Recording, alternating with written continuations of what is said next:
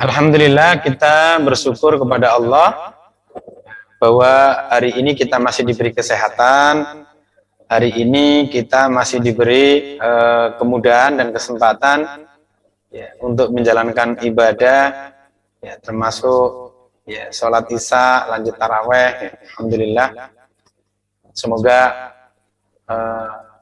senantiasa sehat selalu selama bulan Ramadan ini, sehingga kita bisa menjalankan ibadah dengan maksimal. Salawat dan salam mari sama-sama tetap kita panjatkan kehadirat Allah untuk kedua hasanah kita Rasulullah Muhammad Shallallahu Alaihi Wasallam.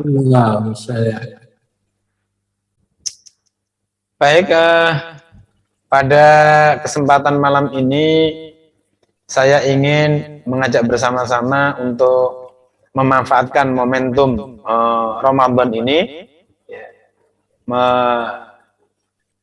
mengingat kembali beberapa hal yang tidak bisa tidak harus kita selalu hadirkan dalam diri kita, supaya kehidupan kita baik di dunia ini apalagi nanti di akhirat mendapatkan kehidupan yang bahagia, yang sukses. Ada beberapa hal yang ingin saya ajak untuk merenungkan. Nah, ada dua, yang pertama satu hadis, yang satunya satu ayat gitu ya, untuk bahan perenungan pada kesempatan hari ini, berkaitan dengan hati yang hidup, hati yang hidup atau hati yang selamat. Jadi Allah pernah berfirman, a'udzubillahi minasyaitonirrajim, wala tu'zini yauma yub'atsun yauma la yanfa'u malun wala banun illa man atallaha biqalbin salim. Wala tu'zini yauma yub'atsun, ya Allah jangan engkau hinakan kami pada hari di mana manusia dibangkitkan. Yauma la yanfa'u malun wala banun, di hari itu sudah tidak ada manfaatnya lagi harta maupun anak-anak yang kita miliki. Illa man atallaha biqalbin salim, kecuali orang-orang yang datang kepada Allah dengan modal hati yang bersih. Jadi momentum Ramadan ini momentum yang sangat-sangat penting, karena Ramadan itu tidak asing bagi kita, dikenal oleh kita sebagai bulan tarbiyah, syahrul tarbiyah, bulan pendidikan rohani, yang karenanya kemudian terjadi proses tazkiyatun nafs, pensucian hati, pensucian jiwa, yang karenanya diharapkan hati-hati kita menjadi hati-hati yang bersih, hati-hati kita menjadi hati-hati yang salim.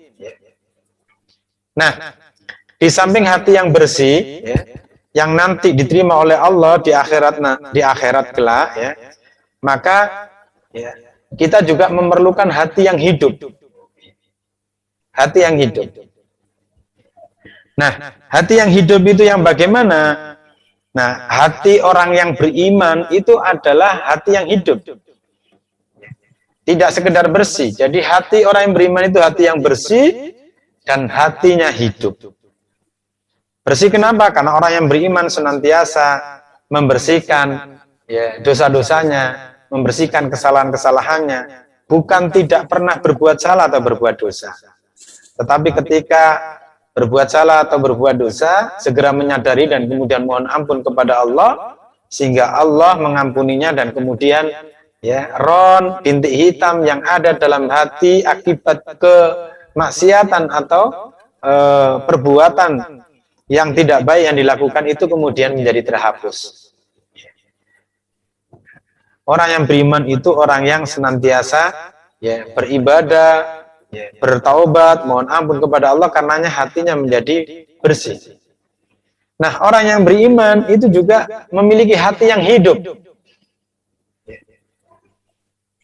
Nah, ini penting karena kadang-kadang kalau kita membicarakan masalah hati lebih kepada sisi kebersihannya, itu nanti lebih kepada dunia tazkiyah. Kita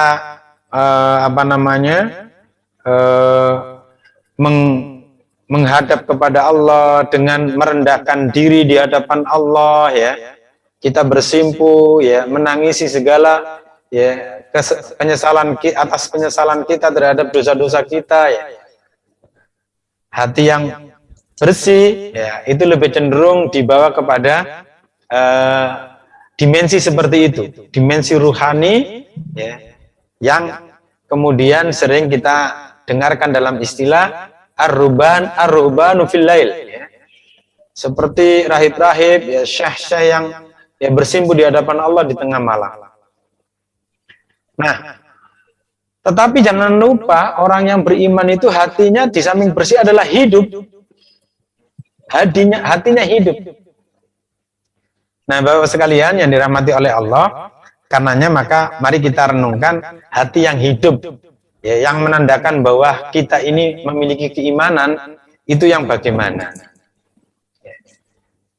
Jadi hati yang hidup itu, ya, pertama bisa kita lihat dari yang Allah berfirman, a'udzubillahi minasyaitonirrajim. Innamal mu'minuna alladzina, ya, sesungguhnya orang-orang yang beriman itu adalah idza dzukirallahu wajilat qulubuhum. Hati yang hidup itu ketika disebut Allah itu ada getaran.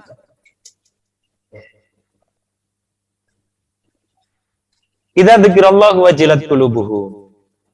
Jadi orang-orang yang beriman itu punya hati yang ketika disebut Allah maka hatinya itu menjadi tergetar.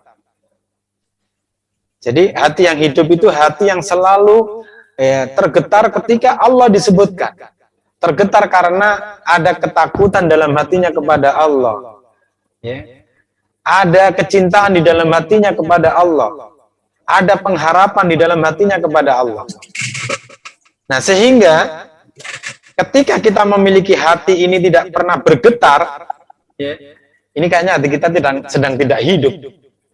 Dan itu menunjukkan bahwa hati kita sedang, ya, berada dalam kondisi yang tidak ideal dalam konteks keimanan.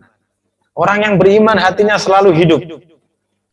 Dan di antara tanda hidupnya hati itu adalah ketika disebut Allah, idza dzikrallahu wajilat qulubuhum.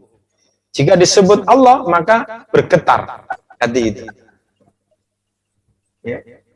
Itu satu tanda yang pertama. Jadi ini mungkin penting, ya, untuk kita renungkan.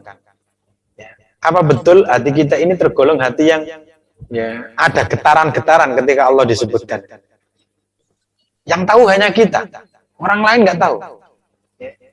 Yang tahu hanya Allah Subhanahu wa Ta'ala dan kita. Nah, kemudian yang kedua itu adalah wa idza tuliyat alaihim ayatuhu zadathum imana. Nah, hati kita ini, hati orang yang beriman itu hidup, dan di antara tanda hidupnya hati itu adalah ketika dibacakan ayat-ayat Allah, maka ada, bertambahnya keyakinan dalam hati. Nah, ini penting untuk kita renungkan bersama. Apakah selama ini kita sudah merasakan, ya, bagaimana hati kita merasa semakin yakin kepada Allah Subhanahu wa Ta'ala, semakin iman kepada Allah Subhanahu wa Ta'ala ketika ayat-ayat Allah itu dibunyikan dan kita dengarkan.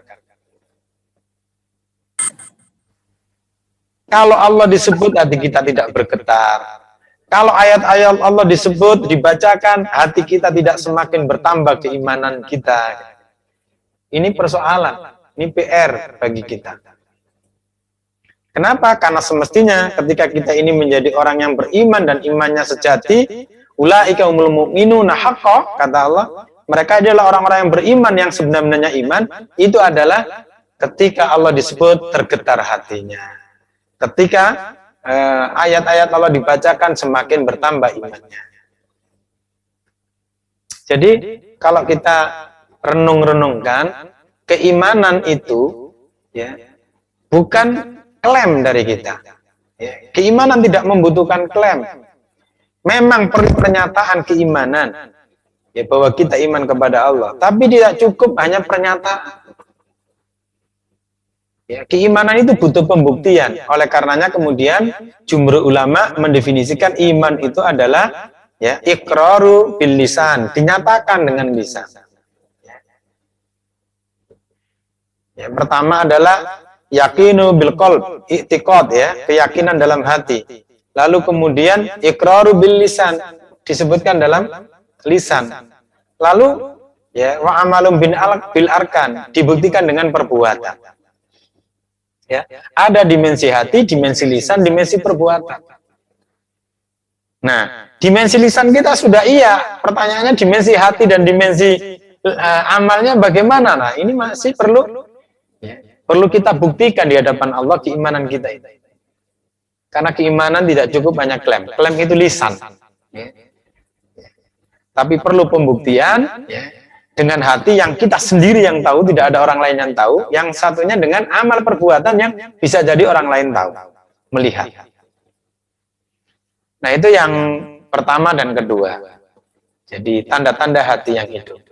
Nah yang ketiga, hati yang hidup itu ditandai dengan apa yang disampaikan oleh Rasulullah terkait dengan hadis yang cukup terkenal itu.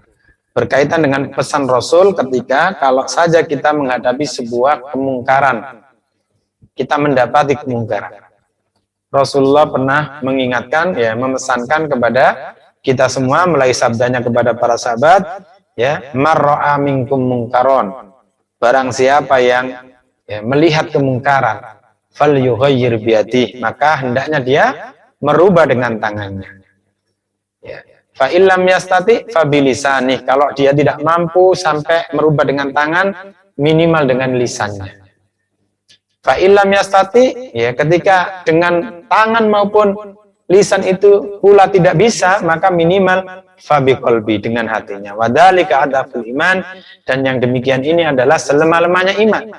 Au kama qala. Artinya apa? Jadi tanda yang ketiga hati seorang yang beriman yang hidup itu adalah sensitif. Sensitif terhadap apa? Terhadap kemungkaran. Jadi ketika ada kemungkaran dilihatnya, maka hatinya itu bergolak. Nah ini penting. Kita kalau ada kemungkaran, ya kita lihat itu kita bergolak enggak gitu. Jangan-jangan kita menikmati juga kemungkaran itu hati kita. Ya. Nah, hati yang hidupnya itu baik, maka benar-benar hidup, maksimal hidupnya, maka pergolakan hatinya itu terhadap kemungkaran yang terjadi itu sampai mampu menggerakkan tangan, ya, mengambil tindakan. Ya. Kalau ya, beberapa ulama menafsirkan hadis ini, kalau dia punya kekuasaan juga dengan kekuasaannya dia lakukan untuk menghadapi kemungkaran yang ada itu. Nah pertanyaannya, apakah ya hati kita ini ya bergolak ketika kita dapati, kita melihat ada kemungkaran, atau hati kita ya biasa-biasa saja gitu, biasa-biasa saja misalnya. Nah kalau hati kita ini biasa-biasa saja, ya kayaknya hati kita ini nggak hidup nih. Ya kenapa? Karena orang yang beriman itu hatinya karena dia bersih maka dia hidup. Dan hidupnya hati itu diantara tandanya adalah sensitif terhadap kemungkaran. Ada pergolakan. Ya kalaupun seandainya tidak sampai pada menggerakkan tangannya, menggunakan kekuasaannya dan seterusnya untuk mengelola kemungkaran itu supaya tidak ya meluas atau bahkan semakin mengecil, bahkan menghilang. Ya, itu minimal dengan lisan. Nah, jadi yang apa namanya, yang apa tengah-tengah itu apa, intermediate ya. Ya kalau iman yang advance itu ya gelora hatinya itu sampai menggerakkan tangan dan kekuasaan ya. Tapi kalau imannya itu ya intermediate, tengah-tengah, itu minimal itu lisannya bunyi ya. Ini nggak benar ya. Lalu kemudian disuruh oleh Allah dan Rasulnya menyampaikannya dengan hikmah. Ya. Sebenarnya kalau ya, tidak seperti ini mungkin lebih bagus ya, dan seterusnya. Ya, intinya bil hikmah penyampaiannya. Tetapi ada pergolakan di dalam hati yang membuat lisannya bunyi. Ya. Nah, sama juga ketika yang membuat tangannya bergerak itu juga harus tetap bil hikmah. Jangan sampai ya menghadapi kemungkaran lalu kemudian melakukan tindakan yang justru menimbulkan kemungkaran lebih besar. Itu harus dihindari. Nah, bil hikmah itu seperti itu. Ya, yang dilakukan tidak menghadirkan kerusakan yang lebih besar. Yang diucapkan ya itu juga tidak membuat kerusakan yang lebih besar. Tujuannya mencegah kemungkaran, tapi dengan lisan-lisan yang kemudian membuat kemungkaran itu menjadi semakin merajalela. Nah, ini hati-hati. Kurang hikmah namanya. Termasuk dengan tangan, dengan tindakan yang membuat kemungkaran jauh lebih besar, maka itu tidak hikmah. Nah, kalaupun tidak mampu menggerakkan tangan dan membunyikan lisan, maka setidaknya itu hatinya memang menolak. Dan itu kata Rasulullah, selemah-lemahnya iman. Ya. Jadi itu kelas apa? Kelas pemula. Ya. Kalau kita bagi level pemula, menengah sama advance ya, tingkat lanjut keimanan itu. Ya, ketika hati kita ini terusik dan hanya berhenti di hati dengan menolak, tidak menyetujui kemungkaran itu saja, ya, lalu berdoa kepada Allah untuk kemungkaran ini biar tidak ya, terjadi atau tidak merajalela, ya masih ada iman dalam hati kita. Hati kita termasuk yang hidup, tetapi istilah lampu apa namanya dop gitu ya, mendrik kata orang Jawa. Nyalanya mendrik. Nah, demikian Bapak sekalian yang dirahmati oleh Allah, PR kita agar kita bisa selamat menghadap Allah nanti, ya kita harus punya bekalan hati yang bersih dan juga hati yang hidup. Ya, hati yang bersih karena hanya hati yang bersih saja yang diterima oleh Allah. Hati yang hidup karena hati yang hidup itu membuktikan bahwa kita punya keimanan yang cukup berkualitas terhadap Allah dan layak untuk kita hadapkan kepada Allah Subhanahu wa Ta'ala. Nah, mudah-mudahan Ramadan atau seluruh ibadah yang kita lakukan baik di dalam Ramadan maupun di luar Ramadan bisa menjadi sarana membersihkan hati kita dan juga menghidupkan hati kita. Di antara hikmah ayat yang berkaitan dengan sholat, ya, inna sholata tanha 'anil fahsya'i wal munkar. Sholat itu kalau kita kerjakan akan mencegah pada kemungkaran. Kenapa? Karena sholat kita telah mampu menghidupkan hati kita. Sehingga dengan itu hati kita menjadi sensitif dengan kemungkaran. Ya, kemungkaran yang dilakukan oleh orang lain atau bahkan kemungkaran yang kita lakukan sendiri, ya, itu kemudian menjadi tercegah. Nah, mudah-mudahan sekali lagi ya seluruh ibadah kita ini bisa menjadi sarana untuk kita melakukan pembersihan hati sekaligus menghidupkan hati. Ya, dan semoga kita semuanya dikumpulkan oleh Allah Subhanahu wa Ta'ala di surganya dengan bekalan hati yang bersih, dengan hati yang hidup ini. Wallahu alam bishawab.